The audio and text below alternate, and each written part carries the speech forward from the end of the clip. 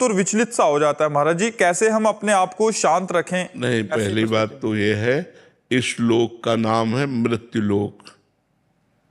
मरना यहाँ स्वाभाविक है। अब अगर कोई मरीज ऐसा आता है जो आपकी उपचार वृत्ति से बच जाता है, तो उसको बचना था इसलिए बच जाता है। और यदि वो आपके पूर्ण प्रयास के बाद भी वो शरीर त्याग देता है, तो उसका मृत्यु का राइट टाइम है। उसे कोई ना डॉक्टर टाल सकता है, ना कोई ऋषि मुनि टाल सकता है। जो मृत्यु का टाइम है उसी समय वो मरेगा। मानो अगर अस्पताल में जाकर के मृत्यु कई की हो रही है तो उनकी मृत्यु होनी है। जैसे बहुत अच्छे डॉक्टर होते हैं, सफलतापूर्वक ऑपरेशन करते हैं, फिर भी असफलता हाथ लगती है और वो मरीज मर जाता है, तो उसको मरना ही था इसलिए मर जाता है। और बहुत जगह ऐसा होता है, सफल हो गया और जीवित हो गया, तो उसको जीवित होना है इसलिए वो जीवित हो जाता है। उसमें डॉक्टर का कोई दोष नहीं देना चाहिए कि डॉक्टर ने कोई प्रयास कम किया। हर डॉक्टर चाहता है, उसको दो उद्देश्य होते हैं। एक तो उद्देश्य होता है कि मैं कितने मरीजों को स्वस्थ करूं।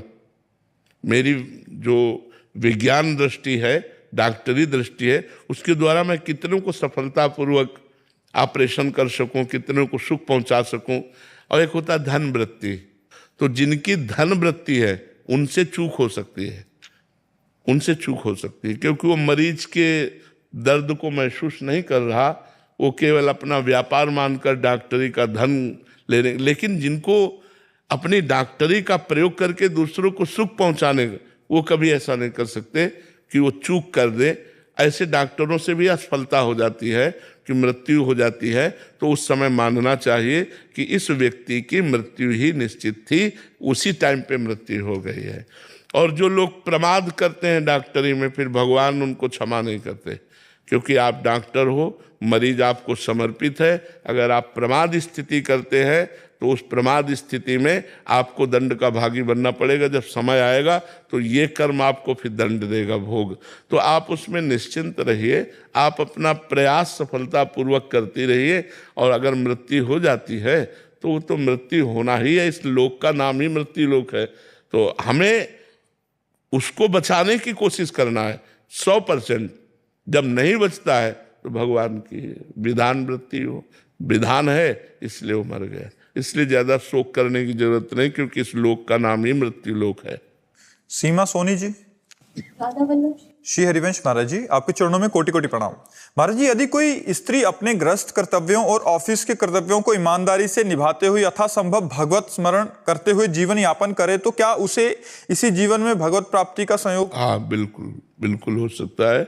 यदि वो पापाचरण न करे, अपने पति को भगवान माने, किसी से द्वेष न करे, शरीर पवित्र, मन पवित्र, विचार पवित्र, भगवान का नाम जप कर रहे, तो निर्मल मन जन सो मोहि पावा, मोहि कपट छल छिद्र न भावा। तो निर्मल मन हुआ तो भगवान की प्राप्ति हो ही जाएगी। जब हमसे कोई गंदे आचरण नहीं होते, नाम जप करते हैं, अपने कर्म को भगवान को समर्पित करते हैं, अपने पति को भगवान का स्वरूप मानते हैं, तो निश्चित भगवत प्राप्ति हो जाएगी। गोकुलेश त्रिपाठी जी, बनारस से। राधे राधे जी। राधे राधे महाराज जी।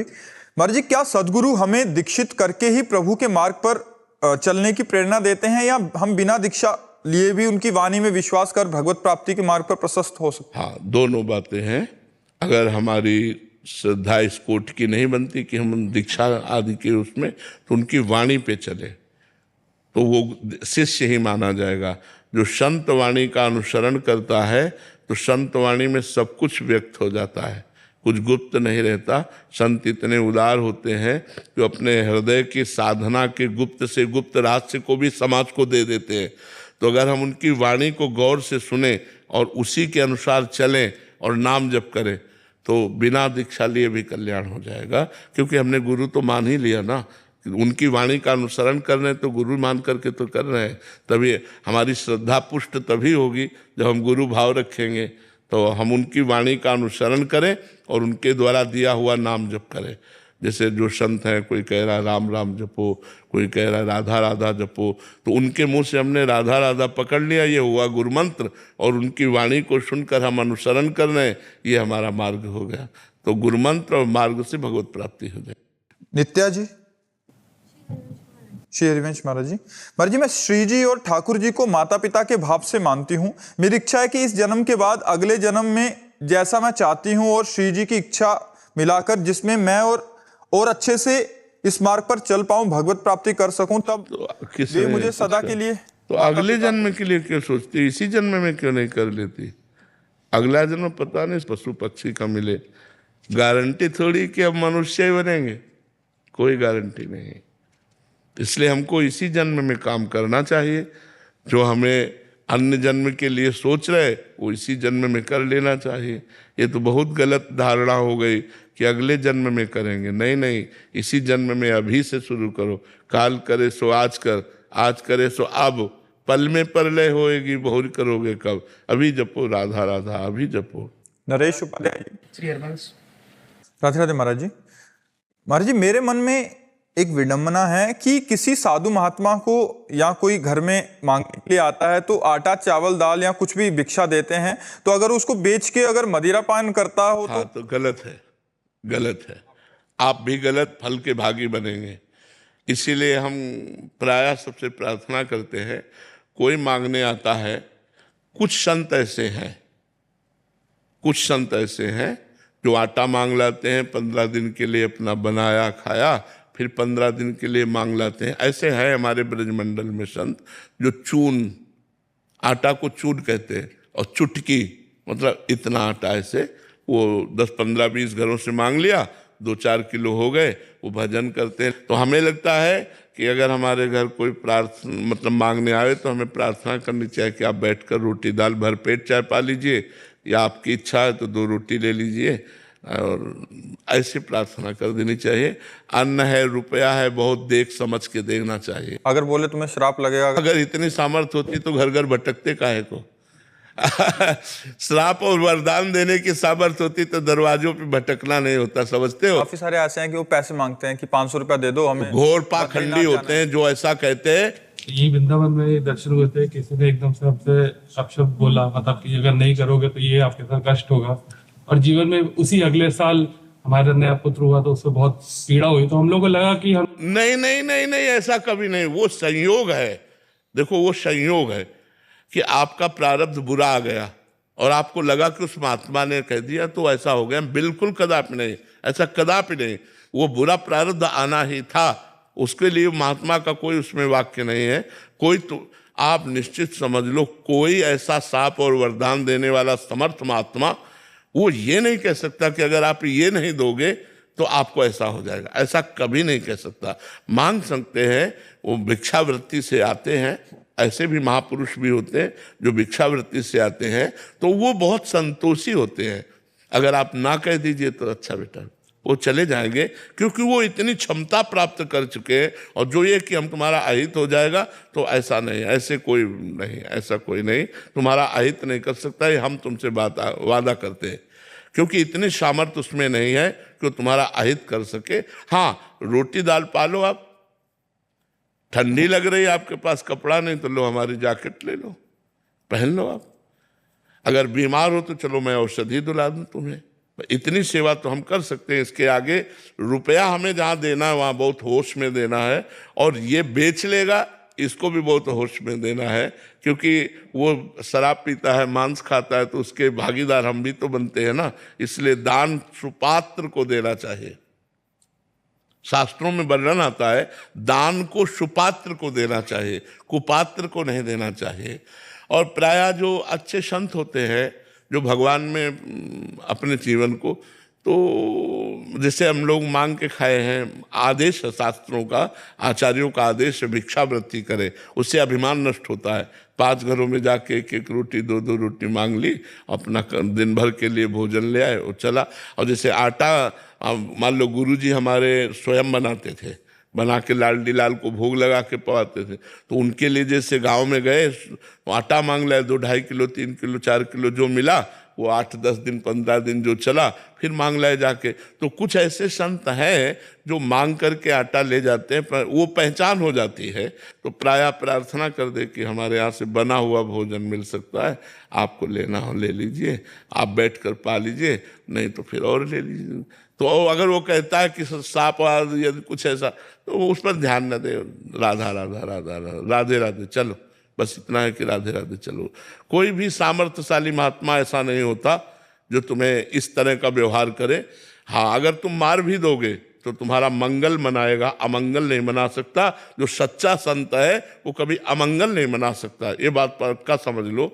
अगर किसी कारणवशात वो नाराज हो जाता है, जैसे देवर्षि नारद जी विचरण कर रहे थे, कैलाश के समीप ही अलकनंदा थी।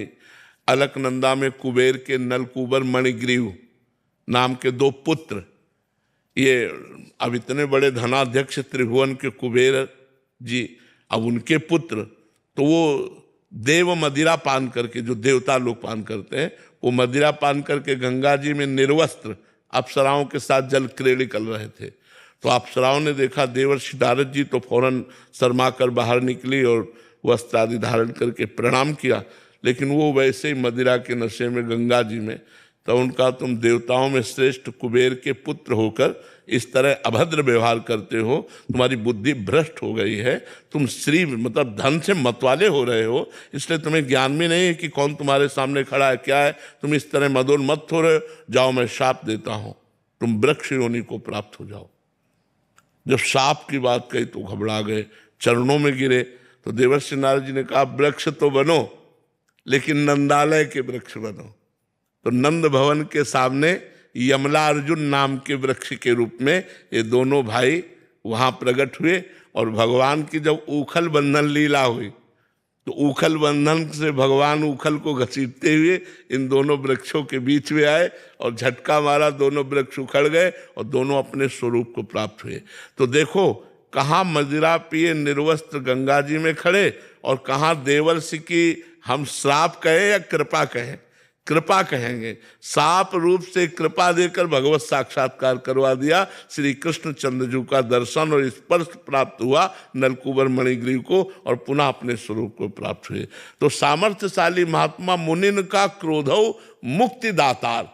अगर मुनिजन सामर्थ्यशाली संत क्रोध भी करे तो मोक्ष प्रदान कर देते हैं, वो भगवान को प्रदान कर देते हैं। ऐसे घटिया बात नहीं, संत वही है जिसको तुम गाली दो और वो तुम्हारा मंगल बनाए, उसे संत कहते हैं। उमा संत के यही बड़ाई, मंद करत जो करे भलाई। तो बिल्कुल मत डरना, कुछ नहीं होने वाला। राधा राधा ऐसे संतों से कहे, राधे राधे महाराज, बैठ के मानो तो भोजन पालो, नहीं तो पधारो, कोई बात नहीं। महाराज जी, क्या हृदय बहुत नाजुक होता है, क्योंकि घर परिवार में मोह होता है, तो बात भले हम नया दें, भेज दें, पर वो बात घर कर जाती है। और जब भी कुछ बुरा होता तो बार बार याद आता है कि उस संत ने ऐसा बोला था, मेरा अपराध बन गया। ये बहुतों के प्रश्न भी होते हैं। तो महाराज जी, इस पे अपने कर्मों का ही माने ना? बिल्कुल बिल्कुल, अपने कर्मों का ही फल। और संयोग बन गया ऐसा तो बार बार लगता है कि वो ऐसा हो नहीं, किसी के गलत करने से ऐसा हो तो सब संसार को लूट लेना, ऐसा नहीं, ऐसा बिल्कुल नहीं। को न काहू के सुख दुख कर दाता, निज कृत कर्म भोग सुन भ्राता। हाँ, गृहस्थ धर्म में एक आतिथ्य धर्म है, आए हुए अतिथि का सत्कार करना, अपने दरवाजे पे जो मांगने आया है उसका आदर करना। तो हम प्रिय वचन तो बोल सकते हैं। पहला आदर होता है प्रिय वचन, राधे श्याम, हाथ जोड़ लिया, राधे श्याम, आइए आइए, क्या सेवा करें, हमें 5,000 रुपया दे दो। नहीं, पानी पियोगे आप, भोजन पाओगे, नहीं, फिर हम रुपया नहीं दे सकते। खत्म खेल। कोई अपराध आपको नहीं लगेगा, क्योंकि आपने पहला आदर किया है उनका। निरादर किसी के जा ऐसे नहीं, किसी राधे, भले वो भिक्षुक है, किसी भी तरह का है, राधे श्याम आइए।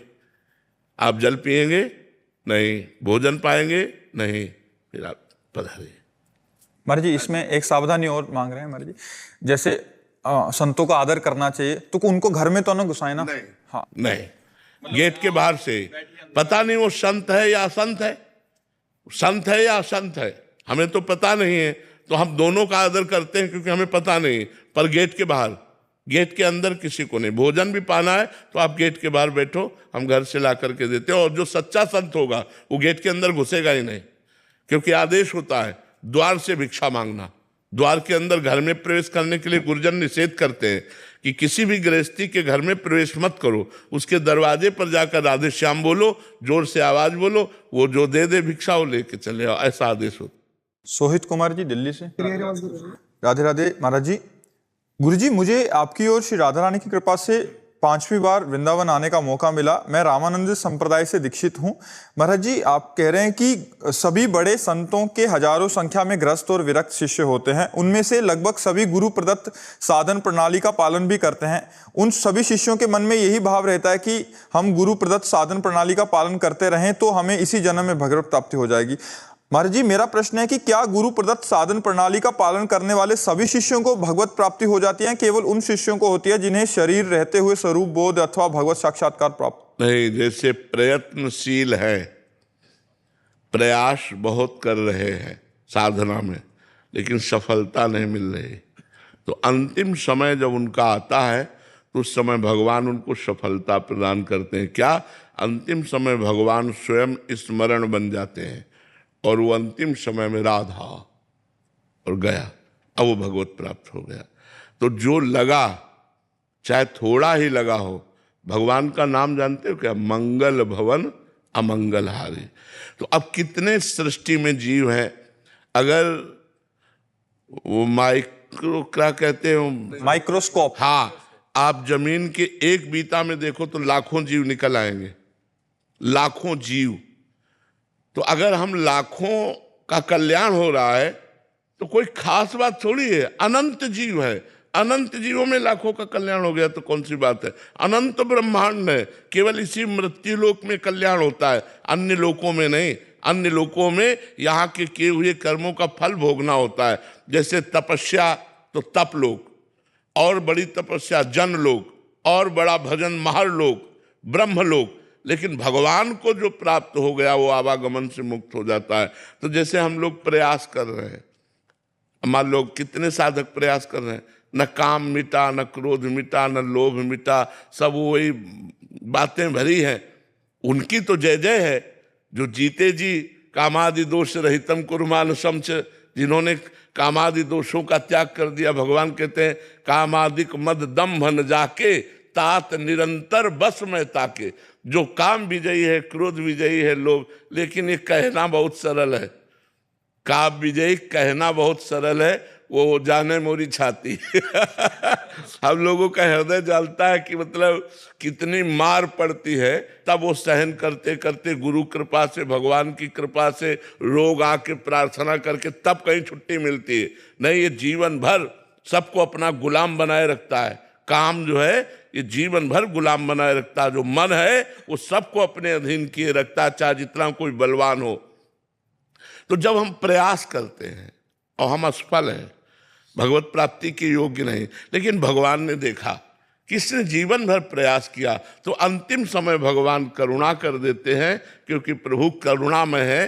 रात न प्रभु चित्त चूक किए की, करत सुरत सहबार ही की। प्रभु उसके बाहरी गलती को नहीं देखते, देखते हैं उसके हृदय की बात, कि वो मुझे प्राप्त करने के लिए प्रयास किया लेकिन सफल नहीं हुआ, तो भगवान सफल कर देते हैं। अंतिम समय उसको किसी भक्त का सानिध्य मिल जाएगा, वो उसको भगवान का नाम सुना देगा, या उसके अंदर से भगवान का नाम स्फुरित हो जाएगा और वो भगवान को प्राप्त हो जाएगा पक्का। भजन कभी बेकार नहीं जाता। अच्छा, जैसे मानो भगवत प्राप्त ना भी हुआ तो अब उसका अगला जन्म, अर्जुन जी ने यही प्रश्न किया कि मानो जो आपका भजन करते हैं अभी उनका भजन सिद्ध नहीं हुआ और किसी कारण योग भ्रष्ट हो गए। दो योग भ्रष्ट होते हैं, एक भोगों में योग भ्रष्ट होते हैं और एक हमारे पास समय नहीं रहा। हम योग में तो सही चल रहे लेकिन लक्ष्य को नहीं प्राप्त कर पाए और मर गए, तो हम भी योग भ्रष्ट माने जाएंगे। और एक वो योग भ्रष्ट माना जाएगा जो विषयों में भ्रष्ट हो गया, कंचन काबिनी कीर्ति में भ्रष्ट हो गया, अपने मार्ग को सही नहीं संभाल पाया। तो दोनों प्रकार के योग भ्रष्टों का वर्णन किया कि वो छिन्न भिन्न बादलों की तरह नहीं हो जाते, वो नष्ट नहीं हो जाते, उनको फिर अवसर मिलता है। जो पहला विषयों के भोग में भ्रष्ट हुआ था उसको ऐसे श्रीमान धनी कुलों में जन्म मिलेगा जहाँ सब विषय की बहुतायत होगी और हर विषय उसे मिलेगा और हर विषय वो भोगेगा। और वो पूर्व जो भजन है वो उसका वैराग्य दिलाएगा, उसको घृणा हो जाएगी विषयों से, और उसी जन्म में वो भगवान को प्राप्त होगा। और दूसरा जो योग भ्रष्ट हुआ, वो ऐसे पवित्र योगियों के कुल में जन्म लेगा जहां जन्म से भगवान की साधना मिलेगी, और बचपन से साधना करके फिर वो अपनी साधना को पूर्ण कर लेगा। जैसे अपने लोगों का जो जन्म था ना, ऋषि कुल में जन्म हुआ। पिताजी ने कभी सिले वस्त्र नहीं पहने, कभी जूता नहीं पहने, और किसान आदमी थे। और हम लोगों को बचपन से भगवान नाम सुनना, भगवत गीता सुनना, भगवत रामायण सुनना, भगवत भागवत सुनना, ये सब सौभाग्य बचपन से, जब से सुधी हुई तब से सुनने को मिलता है। बड़ा भाई शाम के बैठ के 1 घंटा रोज इस बात की चर्चा, रामायण की चर्चा, भागवत की लालटेन जला करके। तो अब वो संस्कार पूर्व के 13 वर्ष की अवस्था में प्रबल हो गए और घर से बाहर निकाल दिया। पीछे योग भ्रष्ट हो गए, साधना पूरी नहीं हुई, उसे निकाल दिया, पूरा जीवन भगवान के मार्ग में व्यतीत हो गया। तो भगवान का भजन कभी व्यर्थ नहीं जाता। जैसे श्री राजर्षि भरत जी भगवान ऋषभदेव जी के पुत्र हैं, बड़े योगी महात्मा हैं। अपने भगवान की प्राप्ति के लिए राज्य को त्याग दिया, रानियों को, पुत्रों को, परिवार को त्याग दिया, और गंडकी नदी के किनारे एकांत में भजन कर रहे थे। एक दिन वो गंडकी नदी में भगवान सूर्य को अर्घ दे रहे थे, तो एक घटना घटी। एक मृगी गर्भवती थी जो प्रसव होने ही वाला था, वो पानी पीने के लिए आई। इतने में पीछे से सिंह ने दहाड़ की, अब वो भयभीत होकर के छलांग मार दी गंडकी नदी में। तो वो बच्चा योनि से धारा में गिर गया और वो गिरी और मर गई। भरत जी ने इस दृश्य देखा, माँ तो उसकी मर गई और ये बच्चा बहता हुआ जा रहा। दौड़ पड़े, उस बच्चे को उठा के लाए। ऐसा कोई भी दयावान करेगा। अब उसे कुटी में रखा तो बड़ा दुलार करने लगे। धीरे धीरे हरी हरी दूब तोड़ के लाते, अपने गोदी में लिए रहते। अब जो ममता अपने पुत्रों में थी पूरी हिरन में हो गई। बड़ा विचित्र भाव है, बड़ा विचित्र माया का खेल है। इतनी जोर की ममता हो गई कि भगवान का भजन छूट गया, और मरने का समय आया तो अंतिम समय हिरन का ही चिंतन किया। अगला जन्म हिरन का बना। फिर इतना भजन किया हिरन के शरीर में कि तीसरा जन्म ब्रह्मबोध संपन्न जड़ भरत जी के रूप में हुआ। तो भजन कभी व्यर्थ नहीं जाता। हिरन बने तो गंडकी नदी में ही खड़े होकर के रात दिन भजन करके भगवान का अगला जन्म उनका ब्रह्मबोध संपन्न जड़ भरत जी के रूप में हुआ। तो ऐसा नहीं कि भजन करने वाला कभी व्यर्थ हो जाएगा उसका जीवन। जितना भजन हुआ है तो उसके, अब ये तो निर्णायक भगवान है कि किसको इस जन्म में पास कर देते हैं या किसको अगला जन्म देते हैं, ये तो निर्णय भगवान के हाथ में है। श्री हरिवंश महाराज जी, महाराज जी आप कह रहे हैं कि आप अधिवक्ता हैं, महाराज जी एडवोकेट हैं। पहले ये कुछ मुकदमे ऐसे लेते थे जिसमें मतलब आरोपित होता था, फिर भी लेने पड़ते थे। फिर इन्होंने 1.5 साल से आपका सत्संग सुन के छोड़ दिया महाराज जी। बट अभी कह रहे हैं कि शराब और गांजा के मुकदमे लेने लग गए हैं। बट इसमें भी इनको लग रहा है कि मेरा भजन छूट ना जाए, मेरे को धाम की कृपा में दिक्कत ना आ जाए, व्यवधान ना पड़े, तो क्या इनको देखो, प्रधान चीज देखनी है वकालत में। वैसे सब लोग ये बात नहीं धारण कर पाएंगे, क्योंकि जिनका व्यापार ही वकालत है धन के लिए, तो वो इस हमारी बात को नहीं मानेंगे। लेकिन अगर निर्दोष को बचाने के पक्ष में और दोषी को दंड देने के पक्ष में वकालत की जाए, तो वकालत रूपी धर्म का पालन करने पर और नाम जपने से वो भगवत प्राप्ति के योग्य हो सकता है।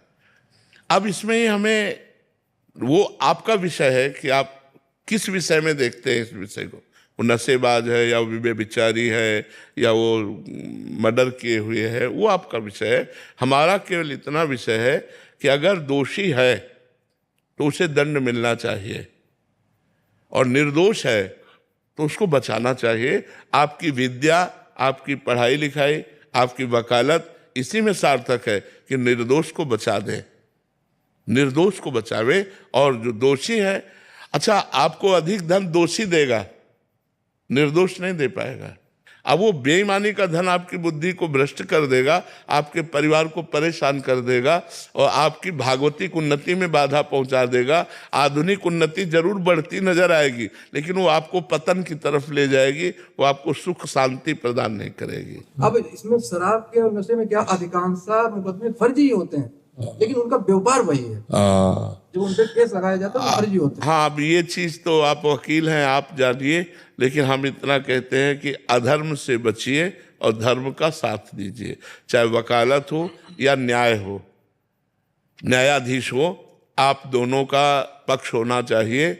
अधर्मी को दंड देना और धर्मात्मा को बचा लेना, निर्दोष को बचा लेना। वो किसी भी डिपार्टमेंट में किसी भी विषय से फंसे।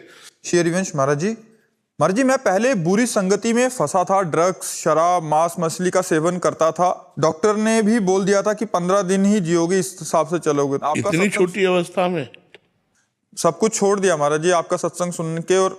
और भाई धन्यवाद है। और पहली बात तो इतनी छोटी अवस्था में इतने बड़े ड्रग्स, शराब, ये सब ये चीजें, तो ये अवस्था तो पढ़ने लिखने की होती, खेलने कूदने की होती, इसमें इतने गंदे नशों में कैसे फंस जाए। कल परसों एक आजकल राजस्थान या उस साइड में कह रहे पूरे गांव में वो, हाँ कुछ ऐसा बता रहे थे, वो चिट्टा नशा पता नहीं ऐसे कुछ कह रहे थे। वो कह रहे वो पूरे गांव में बच्चे कह रहे 6 साल हो गए महाराज जी, ऐसा ही बच्चा था और 6 साल से ले रहा और इतना तगड़ा वाला बन गया था कि मतलब वो बाहर ही नहीं आना चाह रहा। कह रहे उसी में मस्त, और पूरा गांव का गांव, और कह रहे पूरे गांव में और पूरे इलाके में ऐसा फैला हुआ है, बच्चों को थोड़ी से स्टार्ट होता है और इतने बड़े स्तर पे पहुंच जाते हैं कि वो ना घर के धान आदि बेच दिए। कह रहे मेरे आभूषण चुरा के ले गया, वो सारा बेच दिया, घर में खाने के लिए कुछ नहीं है, पिता है नहीं है इसके, और ये इस काम में लग गया। तो मतलब ऐसी नए बच्चे व्यसन में ज्यादा फंस रहे हैं। कह रहे पूरा गांव ही है। उससे पूछा तो कह रहा सारे दोस्त। नहीं, हमारे जो नई पीढ़ी है वो थोड़ा गलत मार्ग में जा रही है। व्यसन और व्यभिचार, ये दो बहुत जोर कस रहे हैं। व्यभिचार में भी बहुत प्रवृत्त हो रहे हैं, विविध प्रकार से ब्रह्मचर्य नष्ट करना और व्यसन करना, नशा करना, इसमें ज्यादा नए बच्चे फंस रहे हैं। अब भगवान बचावे, कलयुग का बड़ा कुप्रभाव है, युग धर्म का भी प्रभाव है। अब जैसे इसका दोस्त कोई बनेगा मान लो, तो वो नशा सीखेगा, क्योंकि वो कहेगा थोड़ा सा आप देखिए, तो वो भी नशा सीखेगा। जब वो उसका दोस्त बनेगा तो वो भी नशा सिखाएगा। अब जैसे इसने छोड़ दिया तो ये 2-4 को छुड़वा सकता है, अपने साथियों को तो छुड़वा सकता है। पर बहुत अच्छा बच्चा किए जो नशा मुक्त हो गया, अब कभी दोबारा मत करना। हाँ ठीक, क्या जानना चाहते हो? बस कह रहे थे कि ये इसने बोला कि अगर मैं ठीक हो गया पूरी तरह, महाराज जी इस पे भी एक चक्कर है महाराज जी, उसका भी उसने छोड़ दिया, 15-20 दिन हो गए, बट कह रहे कि पहले भी 2-3 बार छोड़ चुका हूं। नहीं, 90 दिन तक छोड़ा हुआ नहीं माना जाता। अगर आप 90 दिन क्रॉस नहीं करते तो छोड़ा हुआ नहीं माना जाएगा। आप 40 दिन बाद, 50 दिन बाद भी कर सकते हैं। 90 दिन तक आपको उस नशे से बिल्कुल दूर रहना है। किसी भी तरह से उस नशे का सेवन 90 दिन तक नहीं करना है। अगर आप 20-25 दिन, 30 दिन, 40 दिन के बाद फिर शुरू कर दिए तो उसका प्रभाव आपको फिर वहीं ले जाएगा और उससे बुरा गिरा देगा, दोबारा छोड़ने की हिम्मत नहीं रहेगी। तो 90 दिन तक तो टच नहीं करना चाहिए जो विषय छोड़े, 90 दिन तक। महाराज जी जब मतलब उसकी लत सी एकदम उफान मारती है तो उस समय क्या